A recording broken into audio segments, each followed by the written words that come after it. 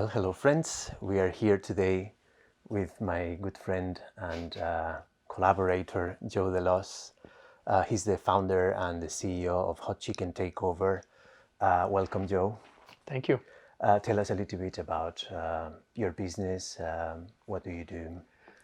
Yeah, we're a growing restaurant chain right here, kind of locally and in the Midwest, and our intention is to provide a super kind of warm, hospitality forward experience to guests. But it starts by what we do with our team, and so we specifically built the business to provide meaningful work opportunities to just men and women that have had a lot of adversity in their past. Right. And so, yeah, I don't know, it's like almost 7 years old. Right. So we're at it and still growing. Perfect. Congratulations. Thanks. Well, you started the practice when, like 2017, something like that? Yeah, I was thinking, yeah, probably. I think I said 3 years, but it's probably closer to 4. Hearing that. Yeah. So Right. I've been on this adventure for almost 4 years. Right. So, well, the people that are watching us, they're just started with the mastermind, with the lessons, and this interview, this conversation, happens right after they started learning about the concept of presence, the awareness of the present moment, and they've also learned about the meditation technique of presence, conscious breathing, bringing your attention into this moment, and they started to get acquainted with all of that right now, despite of any prior experience that some of them they might have, as it was your case. What can you tell us about that moment in your journey, like the very beginning when you started getting acquainted with this concept and practicing with the meditation technique? In the beginning, it was super hard. Right. I think there's a pretty significant sense of wrongness, when you're sitting there. And I think I had maybe like an idealized notion of meditation, or, frankly, like looking up to you and somebody that I aspired to,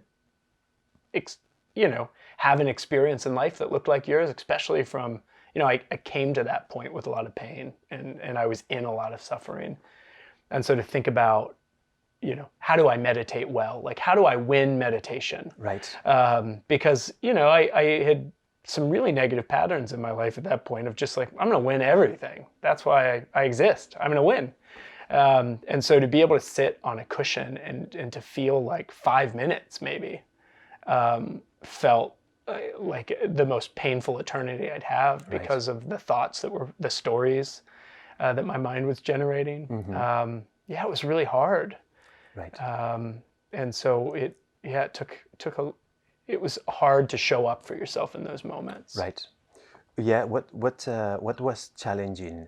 Was it to get to the practice, or also what happened in the practice when you were in it, that your attention was constantly pulled into thinking, into the mind, and it was difficult to bring attention to your breath? Yeah. In my experience, it wasn't hard to get on a cushion, and so I very quickly started thinking of having time to practice the same way I would think about fitness or exercise. Like, this is part of my routine, and I'm going to wake up at this hour of the day and I'm going to go sit on that cushion. Right. And so, at least for me, I know that that's a struggle for many people that have gone through this, journey too. But for me, it was more what happened when I was on the cushion. Right. And, when you're willingly putting yourself in a position to watch the stories that you're telling yourself, and that your mind is generating, and know that oftentimes those stories, especially at the beginning, are sometimes the worst. It's peak suffering. And so, to be able to have the tolerance and the willingness to sit down and sign up for that. Keep coming back to your breath. Keep coming back to your breath. And And whatever your particular flavor of suffering is, like for me, it was, I'm doing this wrong. You know, there was a huge sense of judgment that my ego laid in of why I was, you know, so terrible at this. And I don't like being terrible at things. You know, that was a big preference of mine. Right. So, yeah, it took a lot of persistence. Right. So tell me about that, like the evolution of your practice, and when did you start to feel more competent? When did you start to feel like there's a shift in the way I'm experiencing the practice and I'm getting more comfortable and getting more competent, more acquainted with it? For me, a lot of it was reassurance from you that you can't really do it wrong. Right. You know, being present with yourself, with your thoughts, was just part of that journey. Is that it is difficult at times, and it's a new skill, and so for me, like forming any competency, it was just really important that I just kept showing up for it. And the times that I didn't want to show up for it, I had you as a teacher saying, like, you just got to keep doing it. And yeah, I mean, we've even joked that you just keep saying the same thing over and over again as a reminder. And that's what I needed. And so some of that came from you, much of it came from you, but I also had other peers in that journey too, that I connected with because of you, that supported that experience too. Right. So the group aspect of it was important as well. Yeah, I mean, having a community of people, and in some instances that came from people in my life that were doing the exact same thing I was doing. You know, that were sitting on the cushion for the first times and trying to form that habit.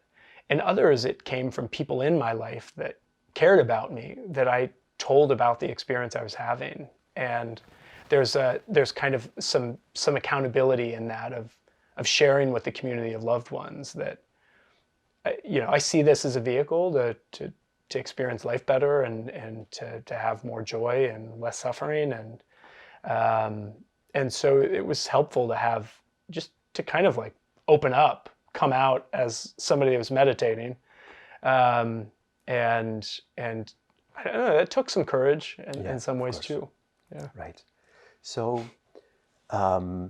when, like in your timeline, you can say like maybe 3 months in, 6 months in, whatever, did you start noticing some results in your practice, like conscious breathing, just like bringing your attention to your breath every day? When did that started to generate some sort of difference? And what was that?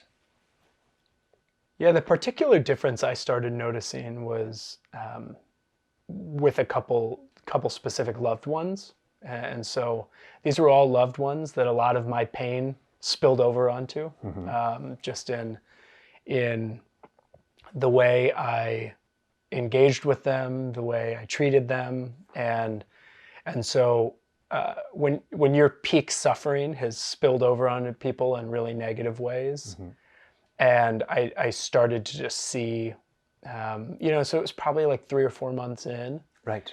that the way I was showing up for them was welcomed, you know, and I was starting to, amidst a lot of pain, starting to see glimmers of like connection with those people, presence. And so definitely with my spouse, definitely with my kids, you know, of just, you know, realize that you get a different experience of connection with somebody when you're truly present. And if you haven't had it, you haven't had it. It's easy to just say, this is what a good relationship with my kids looks like. But I started to have experiences where my connectivity to them and I don't know, that kind of rich experience, once you started to feel it, it was hard to not kind of build that as the benchmark. Right. Of, if this is what presence buys me, then I'm in for this. I'm going to keep doing the work. Right. Yeah. Great. Tell me a little bit about your practice now. Like looking back, you know, in the beginning 4 years ago when you started just like doing your first steps with conscious breathing, and what does it look like now? What can you tell us about your meditation practice these days? Yeah, you know, my practice began really needing heavy intervention and heavy guidance. And so I was really dependent on listening to a guided practice on presence or on gratitude. And as my practice evolved, I think what I started to gain, and really where it's at now, is I formed the competency around quickly connecting and dialing in to my center. And so where I often sit now is mostly with a silent practice.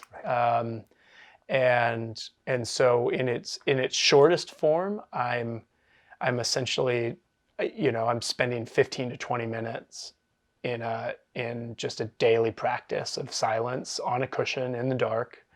And when I particularly feel like I'm up against something, or there's a teacher that I'm trying to understand or process, that practice might be extended. One trick I found for myself now, you know, I know a conscious breath and an unconscious breath now. Right.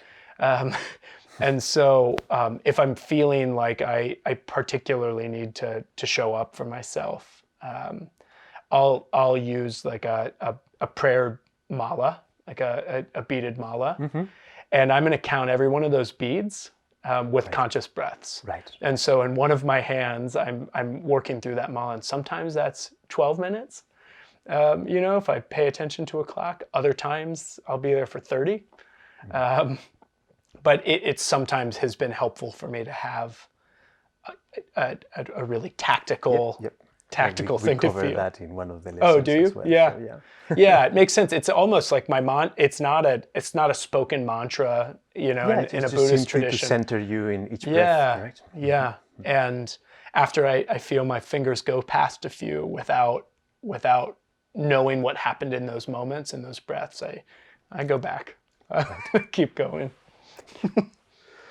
Well, just what could you tell our friends that are just beginning? Which advice or suggestions would you give them to someone like in your shoes 4 years ago, just at the beginning of this journey, learning about meditation, learning about presence, and starting this week with their first guided practices? I think reinforcing that you can't do it wrong, you know, and that's a conversation I have with a lot of people that, you know, feel ready for this and feel like it's spoken to them in some way. And so, you know, if you're in that instance, often whatever you're telling yourself about why you're so bad at this is probably the teacher, you know, and the lesson you're trying to overcome anyways. It's like whatever that self-talk and that self-hate is that you're generating is what you're trying to liberate yourself from. And so it's there because it's what you're up against. And most of the leaders I know and the entrepreneurs I know, that can be a really, really strong voice. Right. And so you can't do it wrong. And if you can't prioritize yourself for 5 or 10 minutes or 15 minutes, how are you going to show up for other people?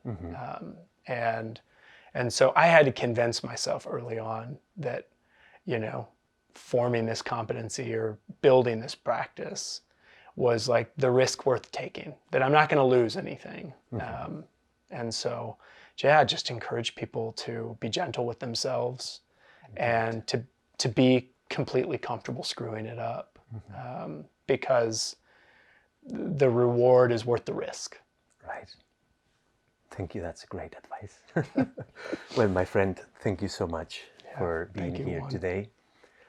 Well, friends, thank you. I hope you enjoyed. This was obviously a very valuable conversation for plenty of you. Be well, and just let's go for the practice. Let's keep practicing. Okay, my friends, be well.